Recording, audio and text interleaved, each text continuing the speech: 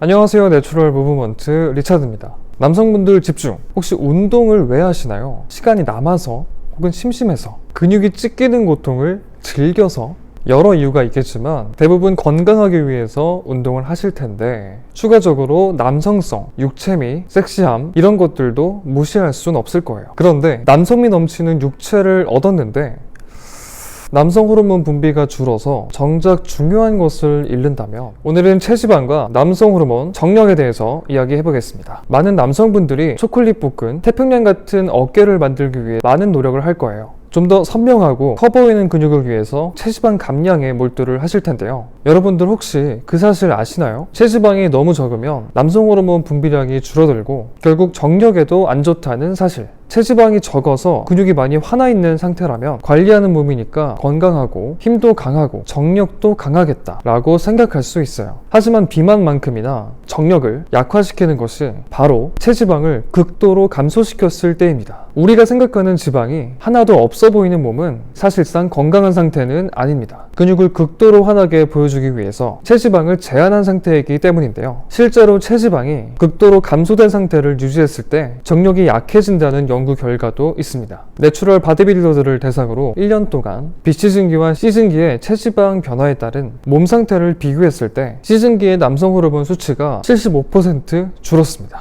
여기서 시즌기란 우리가 생각하는 이런 몸이에요. 체지방이 너무 감소되면 남성 호르몬, 즉 테스토스테론의 분비가 적어진다는 얘기인데 그렇다면 남성 호르몬과 직결되어 있는 성기능, 정력에도 악영향을 미칠 수 있겠죠. 그렇다면 적정한 체지방률과 올바른 지방 섭취 방법은 무엇일까요?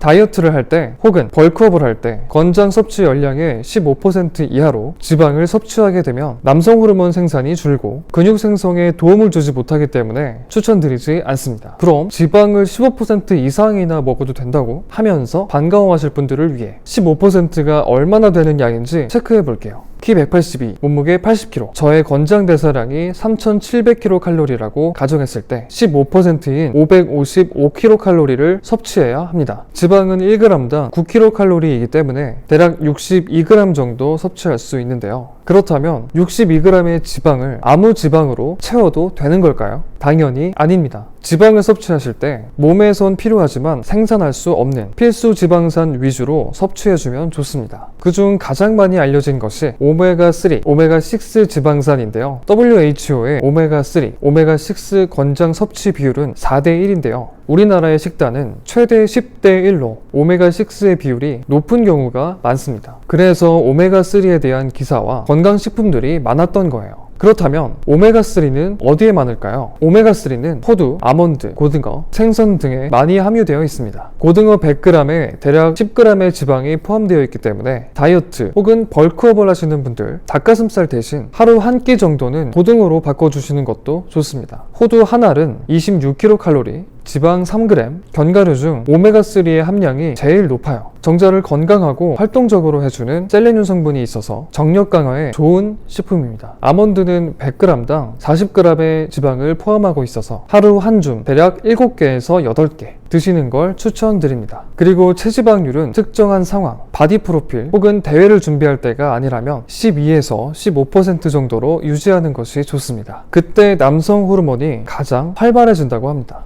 남성 호르몬 분비가 활발해야 근육 생성에도 도움이 되고 여러분이 원하는 정력도 가질 수 있을 거예요. 정리하자면 체지방률 15% 이하로 오랜 기간 유지하였을 때, 그리고 다이어트 혹은 벌크업 식단을 하면서 권장 칼로리 양의 15% 이하로 섭취하면 남성 호르몬 분비가 줄어들면서 정력 그리고 근육 생성에도 방해가 될 수 있습니다. 자, 나는 아직 젊어서 텐트 하나엔 자신이 있어요 하시는 분들, D형 텐트가 언제 A형 텐트로 바뀔지 아무도 모릅니다. 오늘부터 식단에서 한 끼 정도는 닭가슴살 대신 고등어 같은 생선류로 대체하면서 하루 호두 3알, 아몬드 8알 정도 꼭 드시는 걸 추천합니다. 꾸준한 D형 텐트를 위해서. 바나나같이 겉과 속이 다른 과일이 아니라 오이 같은 겉과 속이 단단한 그런 우리 몸을 위해서 꼭 지켜주세요.